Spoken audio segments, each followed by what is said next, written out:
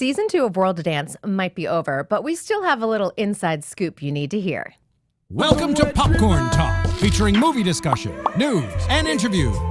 Popcorn Talk. We talk movies.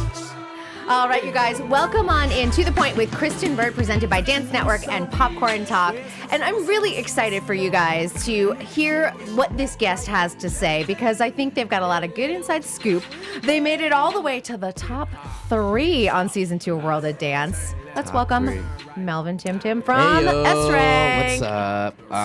Super excited to have you here. Yeah. And for everyone, so they know, this is take 2 with Melvin, because Take 2. we had this whole story short. messy thing happen. And it's so rare that this happens, but NBC never confirmed you for me. So I just figured that you didn't. Okay. You weren't coming, or you weren't, it wasn't going to happen, that the date didn't work for you. We never heard back. No. And all of a sudden, I have a guest waiting. We're waiting to go in the studio, and Melvin walks in, and I was like, what?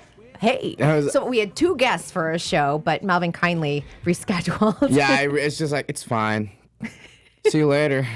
I'm back He here. was so chill about it. We really appreciate that. And you've got an amazing manager, Cheyenne, who is great Shout out to Cheyenne. to work with. And I love when people have great representation, and it's easy for me to work with them. Yes. Makes a difference. Yes. It does. And because you also have to remember, it represents you. It does. Yeah, it does. It's this is me. People need to see like who I am as a person as well. So yeah, it's true. I want to keep it genuine. I want to keep it professional as well. So if it doesn't work today, let's do it next time. Yep. And Pretty so sure it's gonna work next time. we worked some magic in your incredibly busy schedule, and we got you here. Yes. Which is so good. And the one thing I thought was great too, the season is over, so we're free to talk about anything.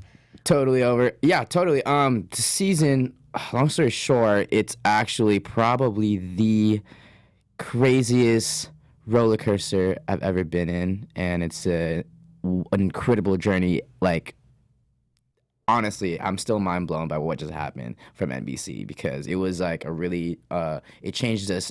It changed every single one of us as a team, as a brand, and everything else. It just, as an individual, it really touched our hearts, and it touched mine. So I'm like, it really brought me to a different world of like, wow, like, this is real. Like, this is $1 million. And then just like, we gotta, and then it was a whole story going on. It was like a whole ups and downs. And then because of that, that's the reason why we made it through, at the end, at the finals. So. Yeah, and this is a big deal too, because I think you and I were talking earlier. You did do season 1, yes, with Chapkiss Dance Family, and I think this is an important part of the story too, because season 1, and as I've said, I'm like, every person that took that stage was a guinea pig for trying to figure out what the show was about. The producers were trying to get their feet solid, and so we're seeing changes each.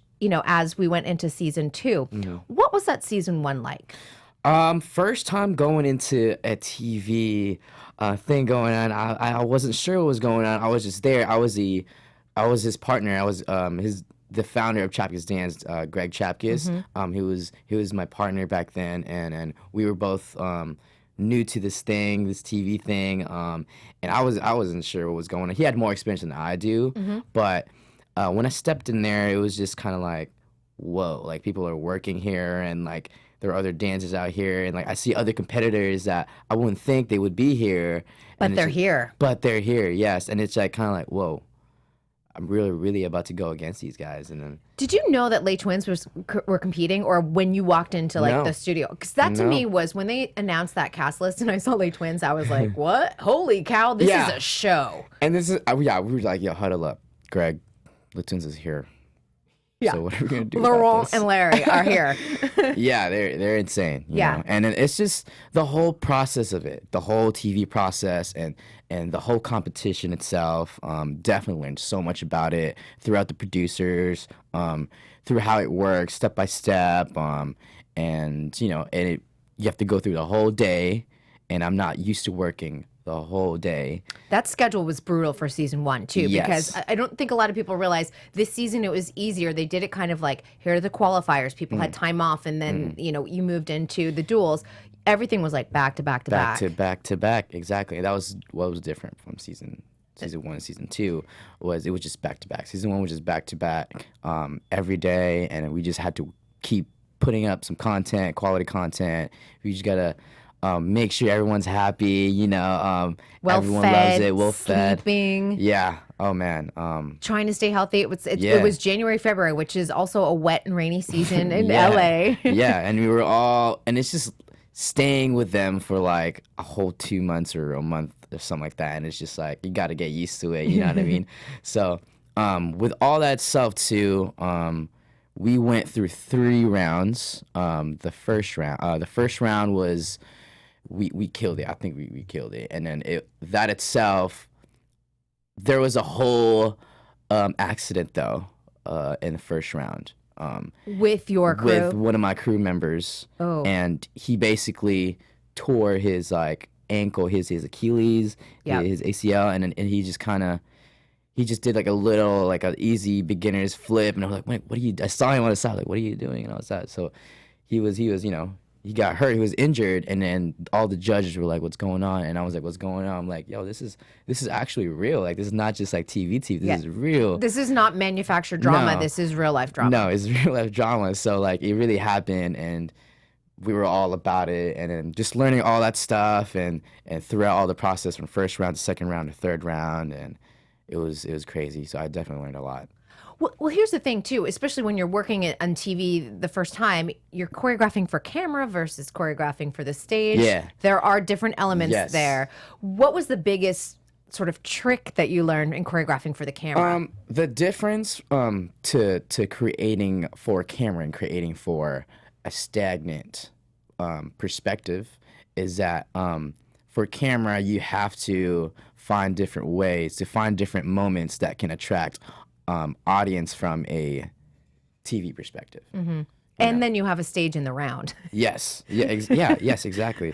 The cameras are everywhere, so you have to, adapt to every single angle wherever it is, and you have to really project yourself to the audience everywhere, because it's a whole 360, and cameras are everywhere, and you don't get to pick like, okay, you want this angle, you want this angle, you want this angle. You have to go along to what they want. So we as well, we have to just cooperate and see what we could do to find the moment, which moment can we get this in this specific camera angle or this specific angle. If they want it to be in this angle, like, okay, let's change it. Let's change a set, something like that. Let's make a moment for this. And yeah, that's what it is. That's what's the difference. And for one stabled perspective, it's like you just make however different types of moments you want, however you want it to for this way, But this is like different areas, so like you gotta create different types of moments for those. And I think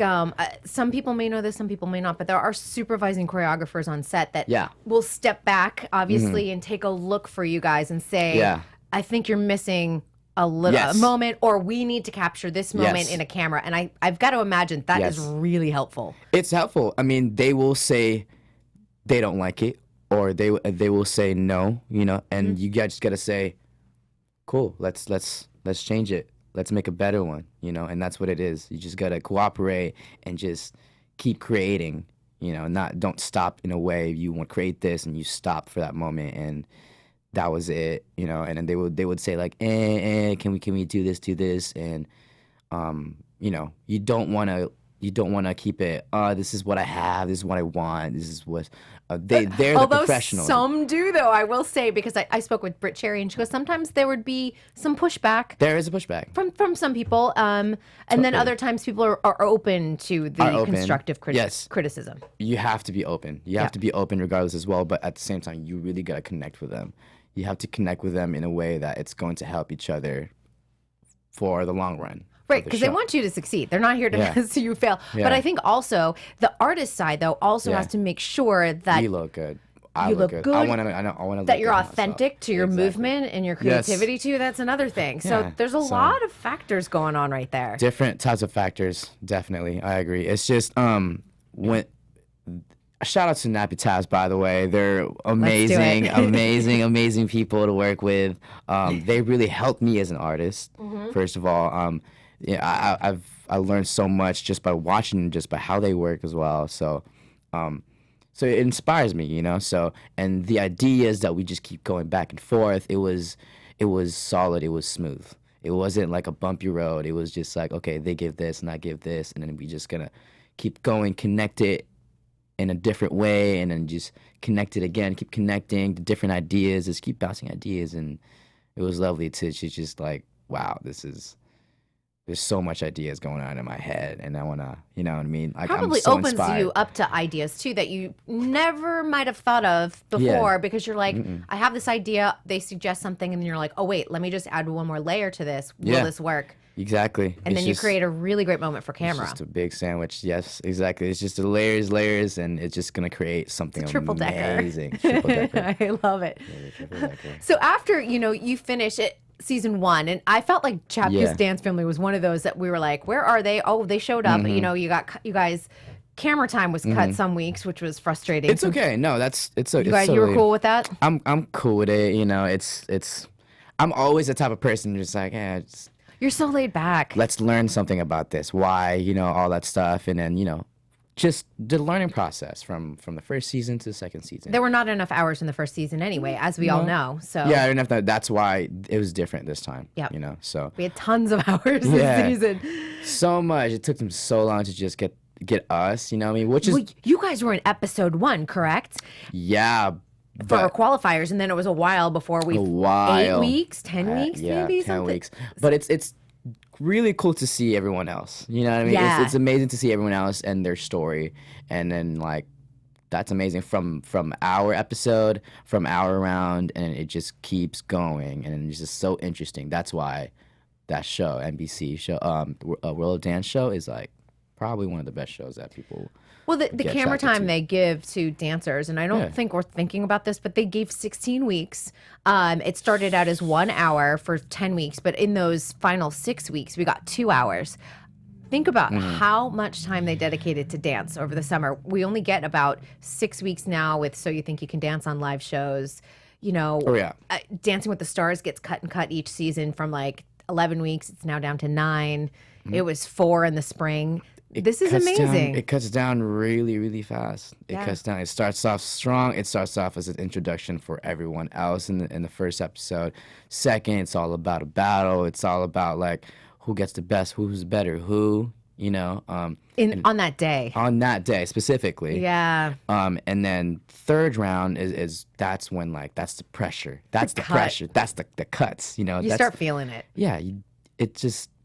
It's the cuts. Like everybody gets cut halfway. So if there's like 16 people, 8 people get cut, or a lot more. Or no, three. Only 3 makes it, or 4 makes it. 4. Yes, that's it. And then everyone else just gets cut. Yeah. So as soon as once you go first, you get third round is the round that you want to go all, like put all of it, because that's what I learned the most from the past season, the first season. Chapka's got cut at the third round. So that was my pressure right there on the third round of the second season. That's where you're sweating. Yes, that's where we're like, okay, guys, we have to pull up. We have to do better than everyone else out here. Yeah, no choice. Yeah, no choice. Yeah, we have to keep our standards that way. So crews would or as soon as you step on that stage, once you do good, you get a score. You're pretty happy about it. But don't forget, there's still like 8 more teams, or how many more teams are still right behind you that you don't know what material they have. So, they're happy. First performances are happy. They're cool. They step back.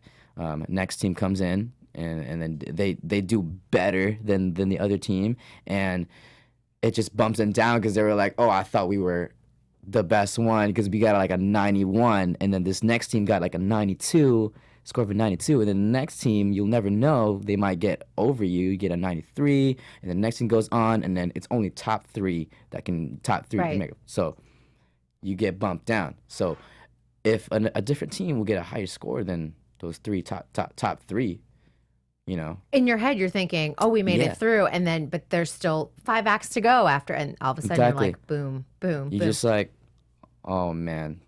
It messes with your mind a little. It just hit my reality right there. That's my reality. So You did good. You know what I mean? Everyone else did amazing. I'm actually the whole cast, the whole competitors in my season that was probably like the best one. Brotherhood and embodiment, and it was just super, super strong. It was really, really hard. Yeah, you guys had so much a pressure. strong division. Yeah. I want to go back just a little bit because Let's go between back. season 1 and season 2, what made you decide to come back for season 2? Because I think that is a big decision, and I've talked with other competitors, and some people were like, I was done with season 1, and other people were still hungry for season 2 and willing to open. And I want to say something else. I talked to a few season 1 competitors recently, and they're like, we want to come back for season 4. Mm-hmm. So it's interesting. It's not much more of like I want to go back and I just want to do better and all that stuff. It's for me, it was like an evolution coming from living in the Bay Area and with Chapters dance, going through adulthood, just wanted to move out to LA and wanted to start over fresh. I'm very happy about Chapters dances, though. They're training with me, and we were still family no matter what. But as soon as I moved here, I wanted to do something fresh. I wanted to make my own thing. Here in Los Angeles. Make your mark. Make my mark. That's so it. S rank it was. S rank was the right one because I've always been a big fan of like, I gotta make a dream team. That's always me. Like, I want to make a dream team. I always make a dream team. Any type of dream team there is, to just like take over. So I just didn't even know these people. I know of them, some of them, and then some of them I've known them for years. Some of them I just knew them from Instagram. And I love that. See, this is where Instagram, because we always battle over, is Instagram bad? Is Instagram good? But here's something that really great came out of it. Yeah, exactly. It did come out really, really good. I use that platform to kind of like look up some S-class dancers, and which is like Bailey, Josh, and I didn't even know. We had Josh here. Yeah, that's right. I saw that. Yeah, that was. I need to get Bailey in here. Get Bailey. Oh my God, I've been training that. I didn't realize she was only 14. I thought she was a little older. I thought she was maybe closer to Josh's age. He's 16. Yeah. I was looking at her today, and I'm like, she's 14. She's 14. A baby. She's a baby. And a really good dancer. Not just good, she's knowledgeable too. Knowledgeable. But anyways, so the reason why it was just like to evolve. That was my whole purpose of going to the next season, was just to evolve. Now, your dancers, and this is important because you were in the upper division because some of you are over 18, obviously, but you did have some babies. Now that I'm like, babies. You need some babies. Under 18. And so they were competing in the adult division. And I think that's important to note because they have to then sort of step up as an 18-year-old or as an adult and act accordingly, but they still have school rules, don't they? School rules. Yep. It's tough when they have school and we have practice in the daytime. Yeah. Yeah, because we gotta make sure we gotta keep it together, all that stuff, and kids got school. But good thing these dancers, these are S-rank dancers. These are smart cookies. Higher ranking of A dancers. So S-class dancers, they know what's up. They know how to clean themselves. They can take it. They can take it in 2 hours. Now, how would you describe an S-class dancer? I would describe it as like Avengers. Ooh. Yeah, it's pretty much. I like that. It's pretty much like Avengers. So it's kind of like that leader, and that would, it's the same exact story Avengers would be. Just kind of like a new superhero right there, superhero right here. He has powers that can contribute to the team itself. So that's the reason why I call it S rank, was because it's a higher ranking than A, and it's only. There's S-class, there's S-ranked superheroes, S-class, Mercedes. There's a S-class, yeah, exactly. S-class cars. So there's that. So that's the reason why it's a dream team, because it's only invite-only team, hand-picked team, specific people that can, specific individuals, amazing individuals, and hardworking people as well. Not just talented, hardworking, that I could see their work. Every time, and they just keep striving every time, and that's why I picked them. And you guys won Hip Hop International, both U.S. and Worlds. Oh man, that was that one was a story. That one was a journey for everybody. That one started off S rank. Yes, we have. That's a way to launch. Yes, exactly. I actually have. There's the original S rank dancers are still in the Bay right now. They're still training there, but because they're kids, you know, they're kids. They're still training at Chapkis. So as soon as I moved here, I wanted to create the S rank, the final S rank brand. So it actually started way, not way back then, but it was like 2016. And the seeds were planted. Seeds were just planted, just like here and there. And then as soon as I kind of like decided to move to LA, I wanted to keep pursuing S rank. So I just hit up the people that I know, and that's amazing. That's who can do Hip Hop International. Yeah. And then there was 9 of us, right? And it was a solid team. That was actually the first time I met Josh. His first rehearsal, we made that set in less than 10 days. Wow. Less than 10 days. And first time meeting Josh in the second rehearsal, I'm like, cool, like you're amazing, bro. Let's get started.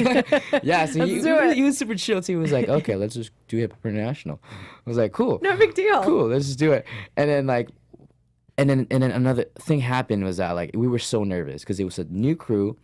Everybody knew who Chapkis was, right? And Hip Hop International, because Chapkis, they've been dominating Hip Hop International for like past like 3 years, 4 years. The reputation is there. The reputation is there for sure. And as soon as S-Rank came in, everybody was like, well, Melvin is not with Chapkis right now, or something like that. What's going on? What's going on? The whispers start. Yeah, that's when it started. Like, who are you guys? Who are you guys? And then like we were nervous too because we're new. We made this set in like less than 10 days. No idea what was going on.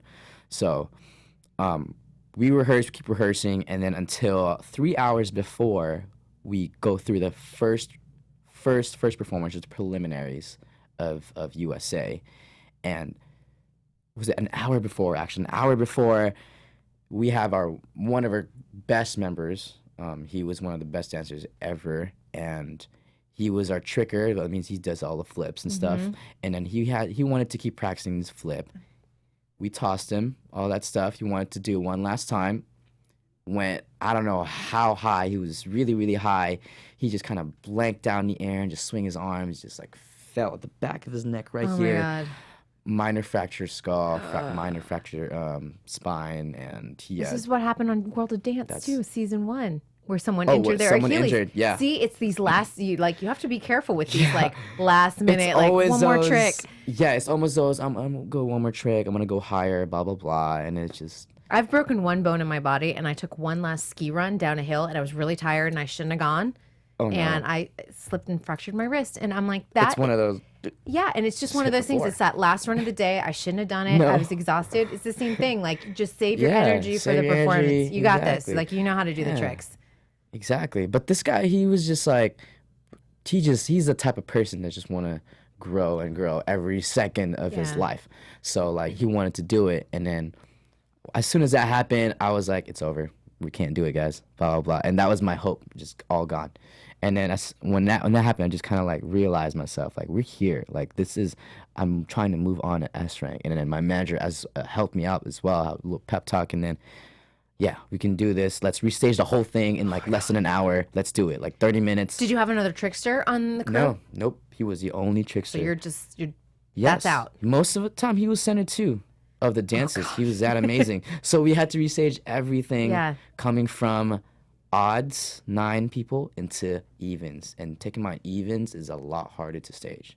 Yeah, and it changes formations tremendously. You don't always you want to be asymmetrical. You don't necessarily want to be symmetrical. No, exactly. So you want to look good with that stage because the staging and formations, it comes along with the papers. It comes along with the system of judging. So it was so hard. Preliminaries, we just like, oh man, I don't even know if we did good. You know, we literally doing this for Shigeto. His name is Shigeto Nanako.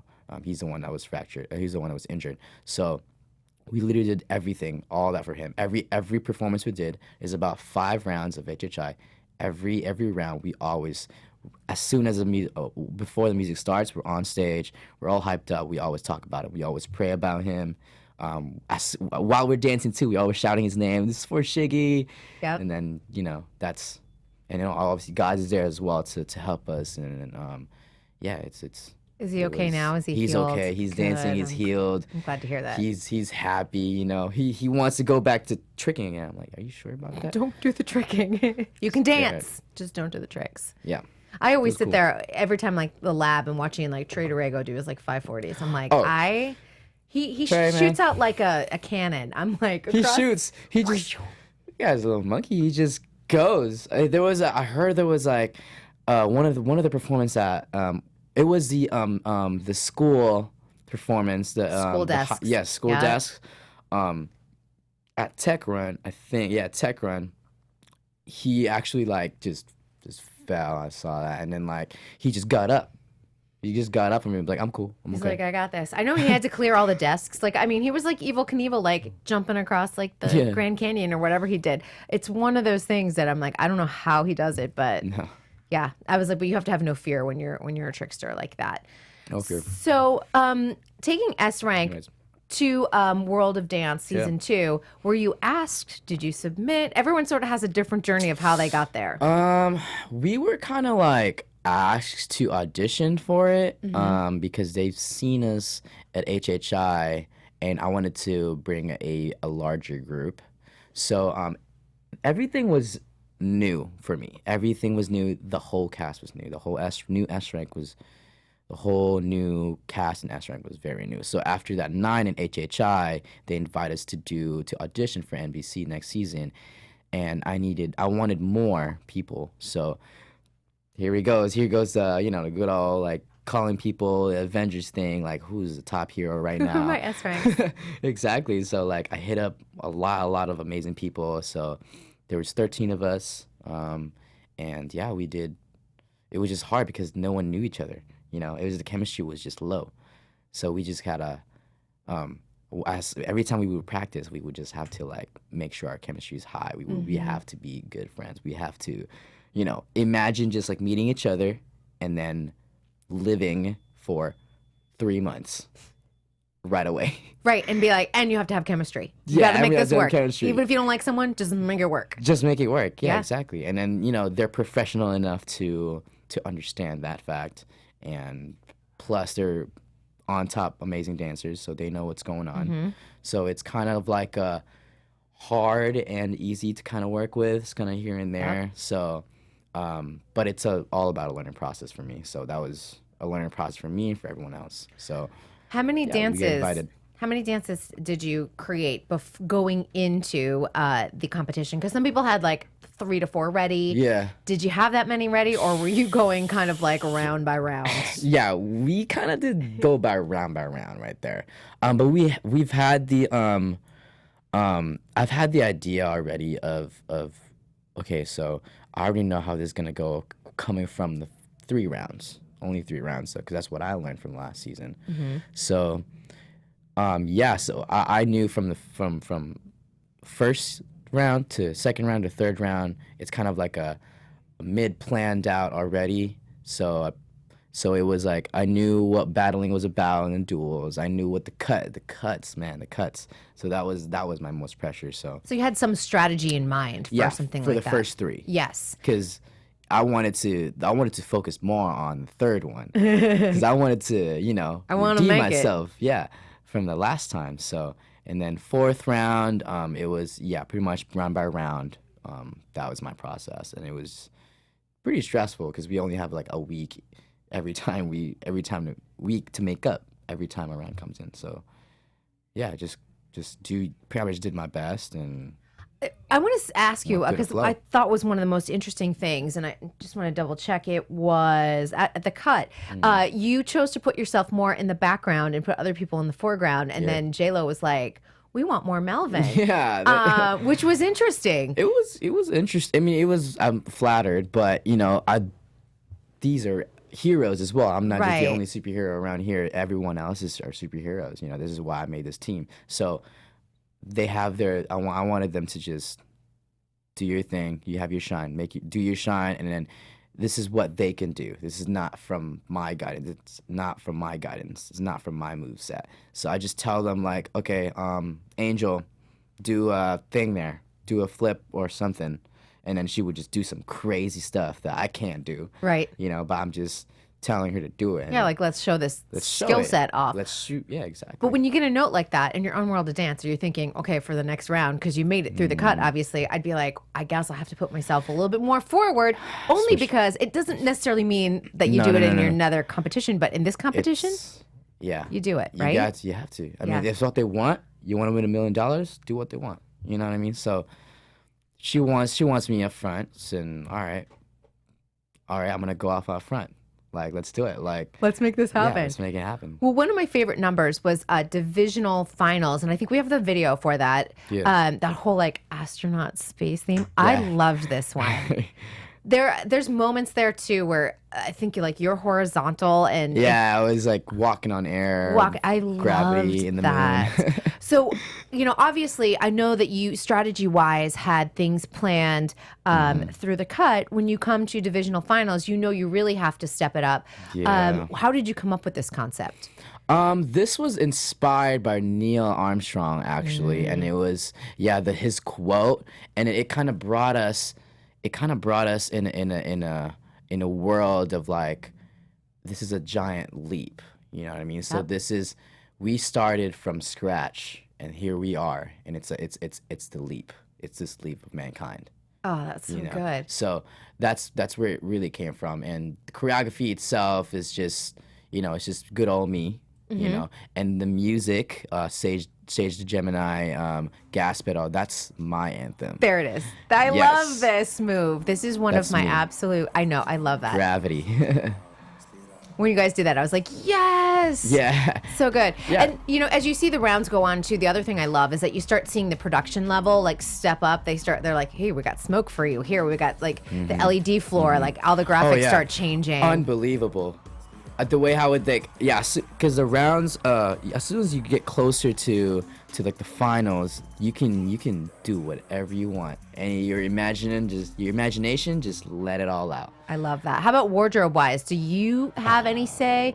Because Marina's doing. I love Marina. Marina is Emmy award-winning costume designer, and she knows how to dress dancers.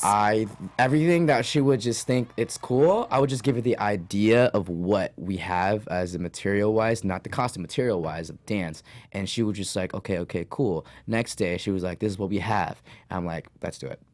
This one, I'd be like, that's even better 100%. Than I thought. Yeah, she knows what she's doing. She knows what she's doing, and then and I would think like there are people's opinions as well. I hear out from my team, but like this is Marina. Like, she is the one. She can, I understand. And then as soon as we step on that stage and I see the perspective, just a picture, and it makes so much sense. How she would like the third round was all of like a DNA, and then it was like a Yeezy vibe, Yeezy costume with like orange splatter to make us look kind of like creepy, and then like it really just blends in. It was like it's just random wardrobe, right? Random. It's not uniformed at all, but it's like the same color scheme, and it just worked perfectly. Like somehow, I don't know how, but just looking at it worked perfectly. And it was just all her. It was just all Marina. And the other thing, it's, you can be a wardrobe designer, but a wardrobe designer for dance is a totally different thing because you have to be able to move. And if you guys are doing tricks, you have to be able to do tricks. There is a level that I think it's a skill level that not everybody has. You need to understand. It's not just like throwing on a sweater and a pair of jeans and going, let's go out and dance. No, it's you have to look unique, first of all. You have to stand into what your iconic brand is. And first of all, like I said, Marina did a great job on that. This actually, the astronauts. This was, she actually started off with a like a helmet, like an astronaut helmet, and then it just. But she knew I was like cool about it. I'm really chill. So I'm like cool. Like let's do it. Blah blah. Let's try it on. And then we just don't complain. We don't complain. We just let's try it on and see what happens. Let's just try it. Can we make this happen? Yes, we can. Yeah, can we make it happen? There's a tech for it, for your wardrobe, and she sees that it doesn't work, so it doesn't work. So she change it. So it's just she knows. She knows that it has the to wardrobe evolve. knows. Yeah, Yes. and sometimes, because obviously this is hip hop, but if you have other movement like contemporary, if a skirt's too long and you're tripping over it, they know to cut it. Like They know. they know. watch this for a reason. Exactly. Yeah. So She does So You Think Can Dance. She does World. She knows what she's doing. She's Exactly. done Dancing with the Stars back in the day. So she knows dance. She Yeah, knows dance. If which- you know wardrobe, you know dance, then you'd be the perfect fit for, This is- NBC and dance reality TV she's shows. genius. Genius. So you guys win divisional finals. Yeah. Yeah. Exciting. Is it true? Now, I heard this, and people are like, yeah, I don't know. Did you guys win a monetary prize for winning divisional finals? A 50 grand for divisional finals. Why didn't they announce that? Do you know?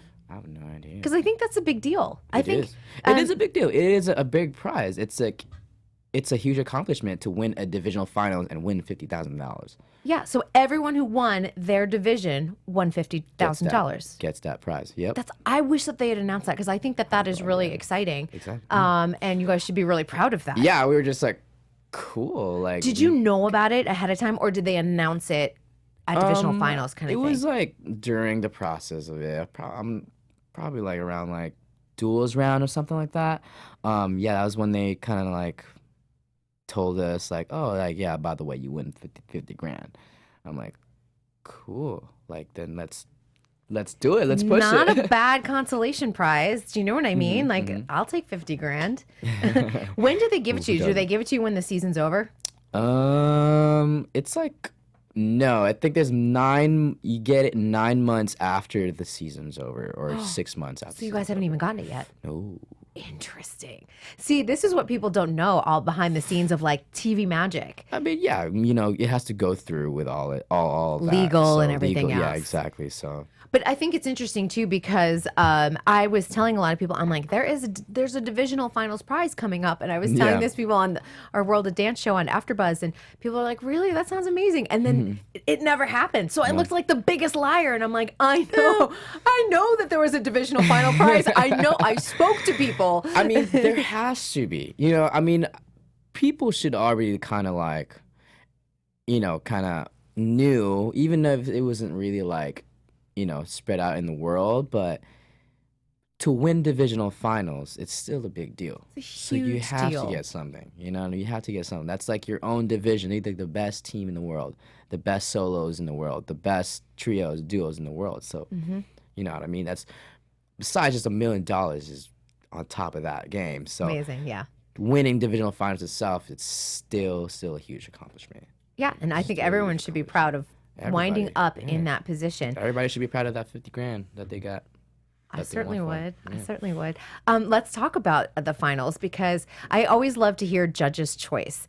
J-Lo chose for you. Did you have any say, or was she literally like, here's your song? That was her. She was like, do it. This is yours. This is yours. I want you to do a headband, and I think it's gonna fit to you. Like, cool. Let's try. So it was the last round was all about. It was about me. It was about me as a leader, me as a stem for the whole team. So it meant for me to conduct how I conduct team and stuff like that.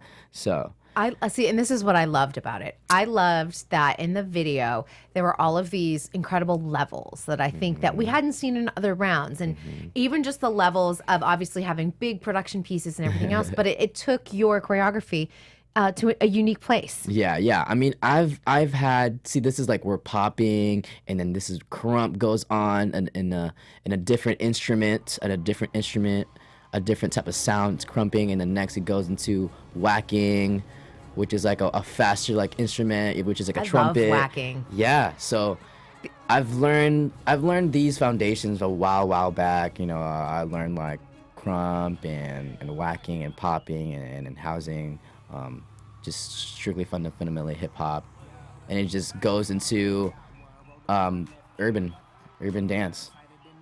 Yeah, and I think, it's interesting because people in general just have this blanket term of hip hop, but I'm like, hip hop is the culture. Hip-hop and is culture. Yeah, and I don't think people realize that. Especially for this generation. And understanding urban dance too, I think, is where everyone's sort of like honing in on Kind of like what is urban dance? Yes. Right? Yeah. What is your urban definition? My definition, I mean, it evolves You know, urban is an evolution. So music evolves.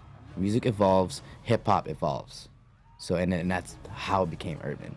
And this is how it became urban music to it speaks to you, so it'll become like an urban dance style to you. You know what I mean? So if I would choreograph it to a real like a hip hop 90s song, it would be hip hop. It would be culture. It would be cultural for me. Yep. But if it would be a newer song, you know, 2018, something like that, that's my urban. You know what I mean? That it has to fit to the song. Your choreography has to fit to the song. So yeah, that's my definition of urban. You know, it's still hip hop. It's just kind of evolved. Yes. You know, but a lot of people, me too. I actually would not call it as hip hop because hip hop is a really really strict culture.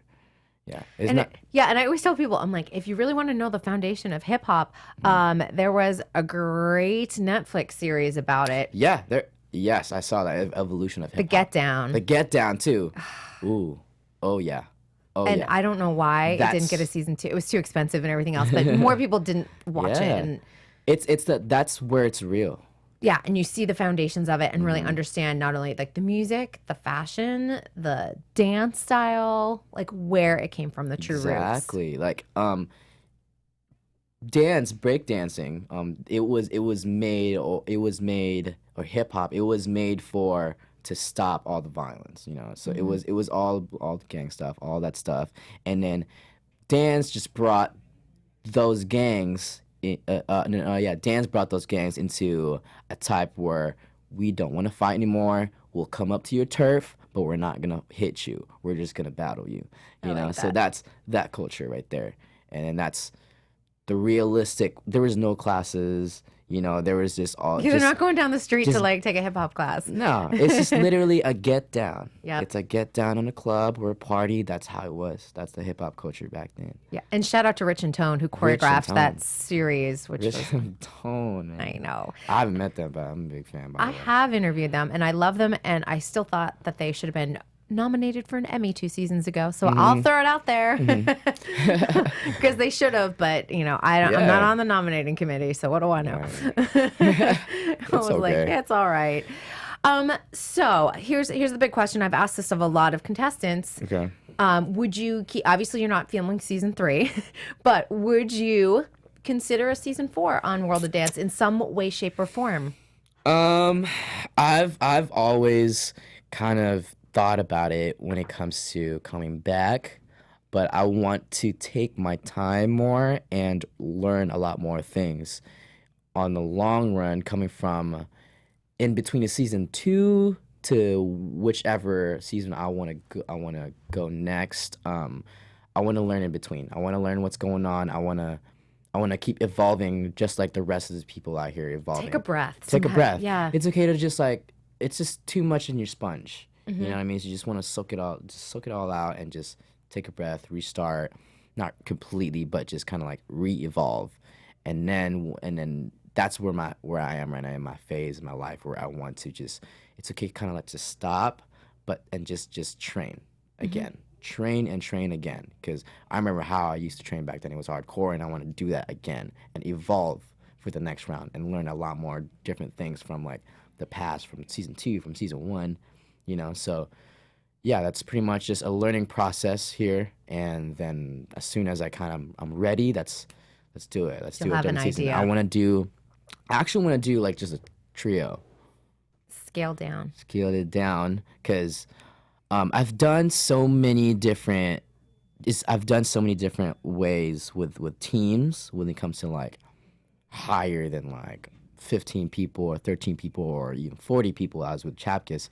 And then I want to do something little. I want to do something small, see where my brain takes it, you know? So, and I know, I think my, you know, my ideas and all that stuff, I have a way where I want to take it to a different route of trios. So, like, it's just kind of a philosophy thing that I have, like, when it comes to, like, the trio thing, and it's always a trio for me, and it's not like a team anymore. It's not 5 people. It's always just a trio. Like I want to do a trio, Like it's just like I have a lot of philosophy to it, and it's just What's the philosophy for trios or for three? You can do so much. You can do so much, and it's just unlimited. To me, it's unlimited. Trios are so unlimited, and it's odds. So and then especially if three individuals are like absolutely amazing at what they do and connects to the whole unit, and then each dancer has to be kind of like really really really good and skilled on everything, so that way you could just like I could just throw you in whatever I want to do, you know what I mean? You can just do it, and then we can connect in different ways. I learned so much from like the twins and how just watching them, and then different types of duos and trios, just watching them, and it's a lot of connecting work, and I think I can do a lot of like connecting work, and I want to see where my brain takes me there, So. Well, and interestingly enough, if you really think about it, groups have done well on World of Dance. We've seen soloists, we've seen duos. We haven't seen that big trio really emerge.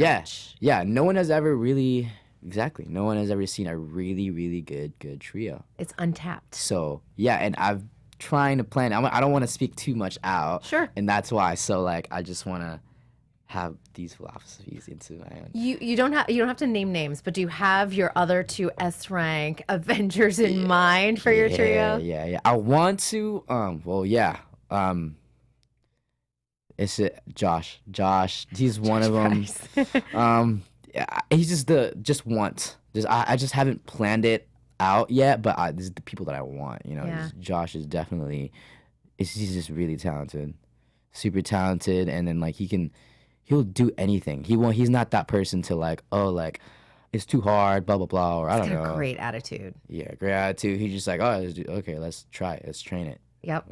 Great kid. His mom is amazing. His mom was here in studio. Yeah. I love Ruth. Yep. Super just open and just like, let's get him to do this. Yeah, let's do it. Let's make it happen. Yeah. So I want to do a trio with that guy. Hopefully it's going to happen. I don't know when. We just got to like keep connecting to each other. It's all about connecting. It's all about chemistry. Over time, that's what I learned, It's all about the chemistry when it comes to, Keone Mari, like God, I love them. Come on. And then, like, quick Have you seen their San Diego show yet, Beyond Babel? Yes. You saw it? I saw that 2 days ago. Yeah, they're doing it. If anyone doesn't know, if anyone's down the San Diego area, because we only have a few minutes left, but Beyond Babel, it's an immersive experience. Like the seats move and things like that.